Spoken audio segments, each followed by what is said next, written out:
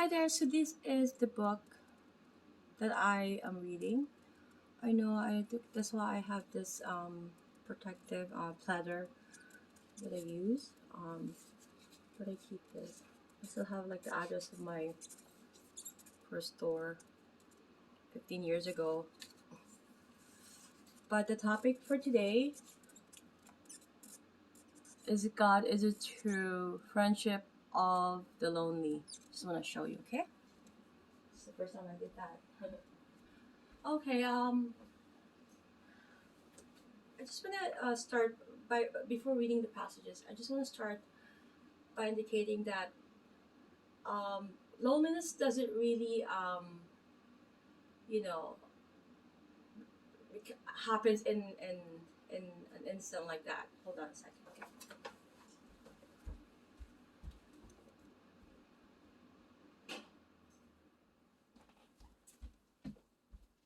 It doesn't happen usually in an instance. It usually creepens, and you should, should see the sign because of, you know, things happen to our life. Sad things happen to our life, and we have to know that we have to deal with that. And unless it's dealt with, that's still always gonna creep in, right? And we have these past memories, and we as they come in to our um, consciousness, it gives us that feeling of, and it's a process. But what I'm talking about here is um, a deep loneliness that, even if you have money, you have good health, you have good looks, you have a trophy wife or a trophy husband, and you have beautiful children in and out, they're smart as well. And all children are beautiful to the eye of their mom, but if you say beautiful and out, that means you're smart too. And it is a big factor, right? So, and you have all the friends in the world, you go to all these, but there's that deep loneliness that you still feel, you know. And this is not also the loneliness that I'm referring to, that when you look at an old church, it gives you that, oh, that momentum feeling that, it's sad is because it's just an old, and it wasn't preserved church. It does that to you. Those are just for, so that there's people out there having more severe loneliness other than yours. They're having some illnesses, or family members, or they're going through a disaster in their life, or somebody has gone through mental breakdown, like because of a loss. So many things factor um, that will remind you that, what, you're lucky that you're not in that position, because that is possible for anybody to happen, right? And sometimes when it's gloomy, and it's the the especially in Canada. I live in Toronto, Canada, where 5 o'clock, there are times that it's already dark. Uh, you know, and even if it's like 7 o'clock in the morning, it's still dark. There are times, I'm not gonna go into details of which time, but in where I came from originally, came um, from Philippines. Um, 7 o'clock is like everybody's out the door, because 7 o'clock is the school starts, right? All, even children, they wake up early, and they start early, and it's a long day, the hours there. But anyways, I'm gonna be going to my notes, okay? Um, okay, so if you have that feeling of, that you don't have any friend, you could have a true friend, but keep in mind that a true friend is really a friend and physical, right? If we have friends in our lives, a true friend is really that you have cried on to, that you have cried on, and then you're not going to hold bars of any thing with that person. But an acquaintance friend, or a friend that you have to be friends with because you share a common, maybe perhaps like something, right? So those are like friends that are acquaintances friends, right? Because a true friend is somebody that you have you have cried to, you have been open to, and you know that person have seen you cry. So that is a true meaning of friendship, and without um, any judgment, without anything or any offer of help whatsoever, just there to cry. You know, a true friend. Um, but I'm gonna be reading some passages here. Okay, so if that is the way you feel, if loneliness of the heart, oh my God, I'm so sensitive. Even a hair, sorry, I thought it was that get caught by in the video. I thought it was a spider. We don't have spider, but for some reason I was talking of Philippines, and I have very sensitive skin. Even like the tag, it just bugs me. I have to cut it off, and that I felt that already, like a hair strand. But anyway, I'm sorry about the disruption again. Okay, so if that is the way you feel, if loneliness of heart and spirit is now your burden, then in the words which follow, there is a message for you, a message which should give you the joy that God is true friend of the lonely, the beacon of light to the lonely traveler on the road of life. You know, there's a guy here. His name is Robinson Crusoe. I'm not gonna, um, I'm not gonna go into detail and read this whole thing, but it's about how he was, in a deep, severe loneliness. Like I said, loneliness doesn't really, do happen in an instant. They creep in slowly and gradually until it becomes really in that point, right? So because like I said, in a constant connection to God and constant prayers and constant check of ourselves, we were able to see signs, and there's some common signs that okay, we need to do our intact check and thorough check.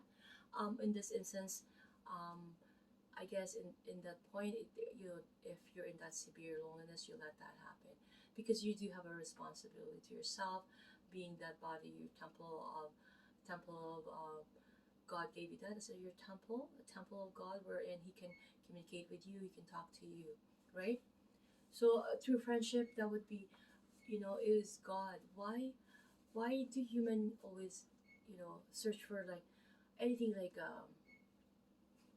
anybody to talk to, like just to for comfort or for whichever they're feeling at the moment or whatever that could satisfy these worldly you know it's really not gonna, it's just temporary, right? It's not gonna give us that satisfaction.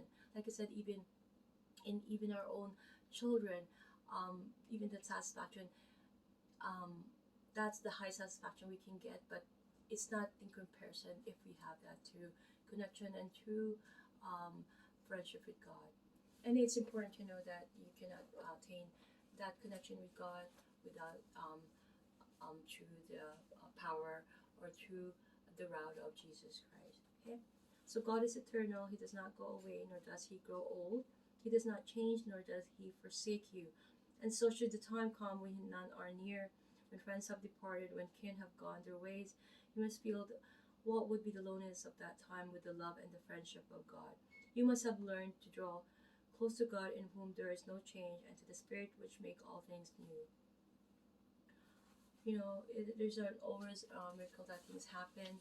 Like I said, there I've done so much videos of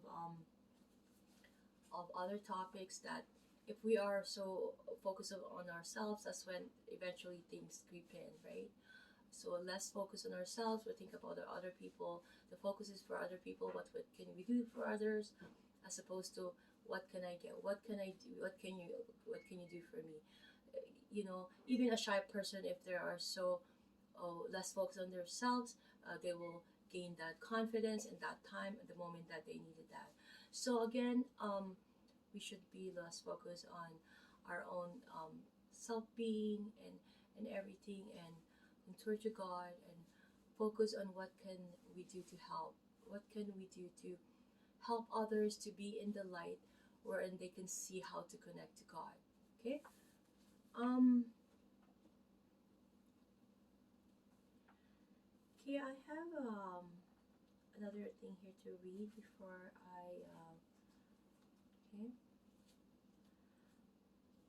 Okay, so how true that you have to experience the deeper rather than the surface things of life before friendship can grow. Don't you even now feel that your own loneliness has given you a greater sympathy and understanding for others? If you do, then you have found the truth, or the poet so nobly utters. Art thou lonely, or O my brother? Then share thy little with another. Stretch a hand to one unfriended, and thy loneliness is ended. That is why faith in God, love with His Bible has always been the cornerstone of all friendship, human and divine. See the saying here that you don't really need any. See, I always sell this to a lot of people because everywhere I go, people are trying to be friends with me. Like I used to do shows and festivals, and everywhere I go, everybody knows I do not cannot leave my booth everywhere I go, and this is usually like my own species, meaning my own from my own culture. My background is Philippine, but I grew up here in Canada. My mom sponsored me and my sisters, and I have three sisters, very successful and beautiful in and out. Um, so being exposed here as well, it gave me a lot of indication of okay, you can have friends and all that. You can experience that worldly, during your youth, and then, during your old age, will need that sort of companionship. That is the pattern of life, right? The human life, and then, but if we do have God, we do have Jesus in us. There's no need for you to be yearning or desiring or as in need for that. Like I am so privileged that everywhere I go, everywhere friendship is there, is being offered. But a true friendship, like I said, is when you have cried to, you have opened up, and that true friend I would say is only Jesus. I have opened up to Him. He's everything to me, more than my children, and I so believe that having Him in your life will eliminate all that needed feeling of loneliness or having the want to have friends and all that, because like I said, seek ye first the kingdom of heaven, and everything will be added into you. So a lot of these world things are going to be distracting you to your main focus on what it should be your purpose in life, right? So having said this, folks, I would like to read a few more passages before I end this video. Okay, so this is more so for believing God, reliance on His Word. The Bible gives you a real sense of brotherhood with all those many others who likewise believe, a sense of brotherhood because it is based on fatherhood, the fatherhood of God. This is a communion of the saints. This is an eternal wall against loneliness. This knowledge that many of like faith are praying with you, are sharing the same troubles as yours with the same loving Father. This is your eternal shield against spiritual loneliness. For faith and tears and burdens shared, lighten the load and light the hope of all who shares them.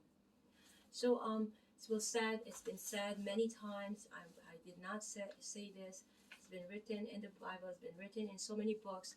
People have extracted so many things out of the Bible and expedited and turned it into a massive, I don't know, book. Um,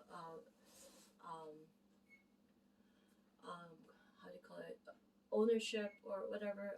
You can say that in many terms, but so the bottom line here is like a human being. We are human, and if we know the purity and nature of human, we are going to tend to sin. We are going to tend to get off the track because that is the nature of how our emotions, of how our we are designed mainly. And do not ask me why, because that's how God made us. We are compositions of all these facts that our emotions is a factor of all these things that sometimes is affecting how we see a way deeper to life, because we are going to be focusing on the worldly sin or worldly desires of the world, which is going to be distracting you away from your true friendship with God. Okay, so thank you guys so much, and I hope that you guys enjoyed this video as much as I did. Learning this is really making me. I've read this before as a young kid. I told you this book has been a book that I read as a kid when my parents has to drag me going to Bible studies and all that, and my aunts, and rereading them again gives me that consolation of that what I truly have, because I do have Jesus at an early age. The guilt that I have also, and is that I didn't nourish it as much enough as I can, that I am trying to do now. So hopefully I'm trying to regain and recall these information, and I hope that I could be able to share them to you.